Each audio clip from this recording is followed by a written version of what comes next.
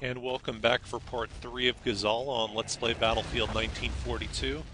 I'm running into a bit of trouble here with the air power now. First I got team killed by a friendly plane who had a really nice bomb dropping right on top of my tank.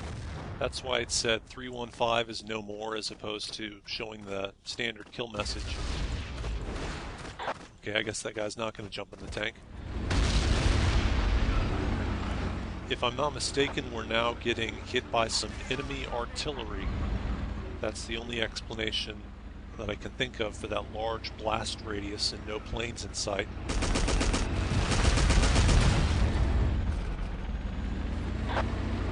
Man, a lot of kamikaze jeeps around. Okay, yeah, right there in the distance. I don't know if you could see that or not, but there was a little speck that I recognized as a hostile artillery. Sometimes people will do that, perching on one of the far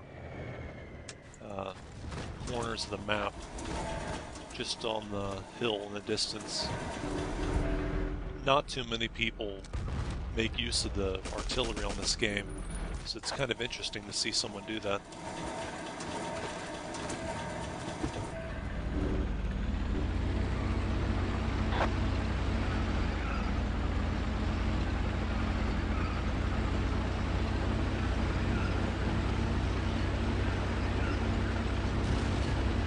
Now we have managed to make a little bit of headway.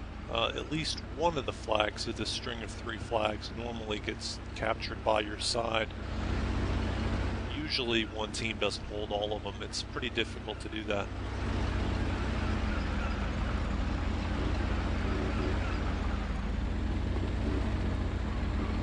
Now with any luck, this center flag here is going to be undefended. This flag does not spawn any vehicles, so there's usually not much reason to be here if you really want to focus on those other 2 flags.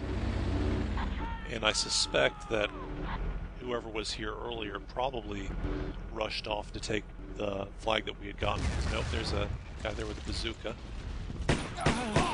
Luckily he didn't think quickly enough to jump in the tank I just got out of. Getting a lot of... Oh, I want to say something about that B-17 plane. Now, it's a British plane, but it was being driven by a German. That's because there's an extra airfield in the far northwest corner of the map that either side can reach. And those are actually friendly tanks. Not sure why they'd been firing on me before, and why are both of them firing on me now? Wow. I'd even gotten... That's really extraordinary right there. I was definitely close enough for them to see the blue name tag that would have shown up on my tank when they were pointing their cannons right at me. And then I got out of the tank and started repairing. They still kept firing.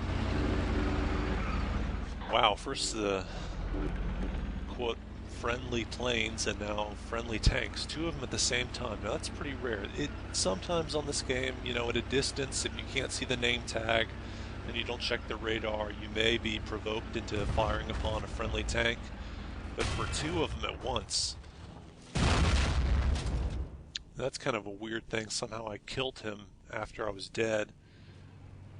And it looked like with 1 tank shot he killed me. I'm not sure what would have happened there, except maybe a weird thing with the splash damage. Maybe the cannon shot came right underneath my tank or something. But I'm still unclear on how he managed to get killed by me.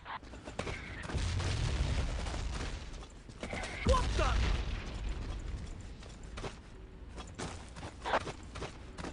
In case you didn't notice earlier, this is a server that allows you to move around the camera after you're dead while you're waiting to respawn.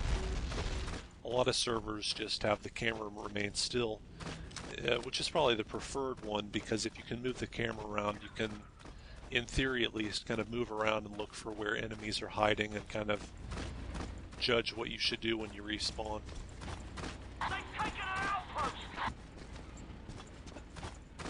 Still no vehicles, really not any point of leaving this base and trying to go somewhere on foot, because the distance would be so great, and then as soon as someone saw me I'd be instantly killed.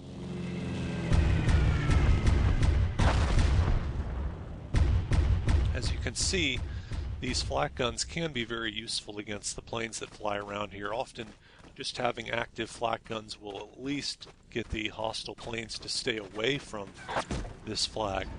They figure they may as well attack a flag where there's no defense against them.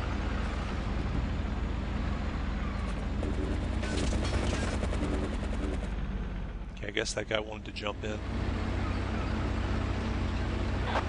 But he didn't continue following me, so whatever. He may have just been expressing his outrage over the fact that I took the tank. Maybe he was trying to signal that he had spotted the infantry. I kind of doubt it.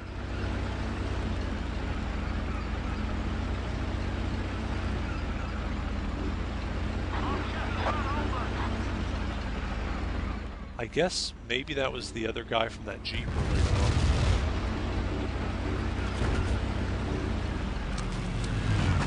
And luckily that friendly plane didn't have as good aim as the other guy, because he would have killed me there.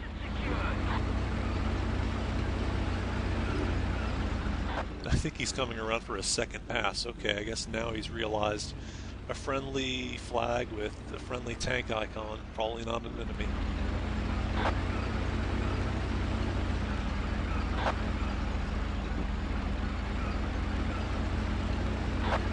Now I've got some good armored movement heading over toward the Germans' last remaining flag, but once again, when you move out from the flag you came from, oftentimes enemies will just sneak in from behind, sneak in maybe from a narrow pass or a valley that they had been traveling on earlier.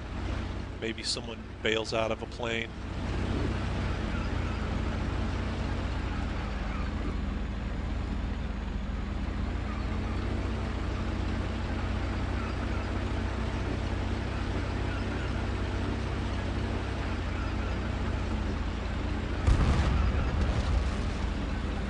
And for the remaining couple minutes of this map, as we take down the remaining tickets here, I'm just gonna see what I can do against these infantry. Now that guy managed to get over out of my visibility, and a lot of guys with anti-tank rockets spawning in over here.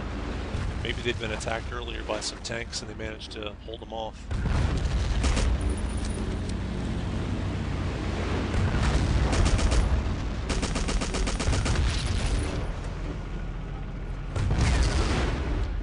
Shooting for those windows, you want to be slightly off center because your crosshairs assume that you're going to be at some distance.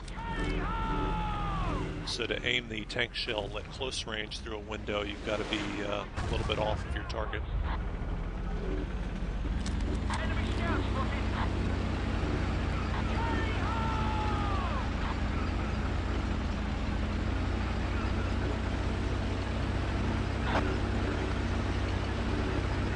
That anti-tank guy's still up there somewhere, but really no way to access him at the moment.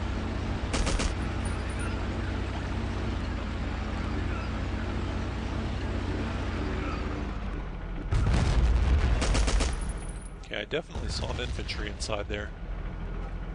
He may be just outside the reach of the splash damage, or maybe up against the medicine cabinet. He's getting his health back between shots. Yeah, in fact, I saw his feet through a wall. It looks like there's another infantry around here, maybe behind that hut, which is a good hiding spot. No, maybe that's the anti-tank guy. Well, anyway, that does it for Gazala. Stay tuned for the next episode.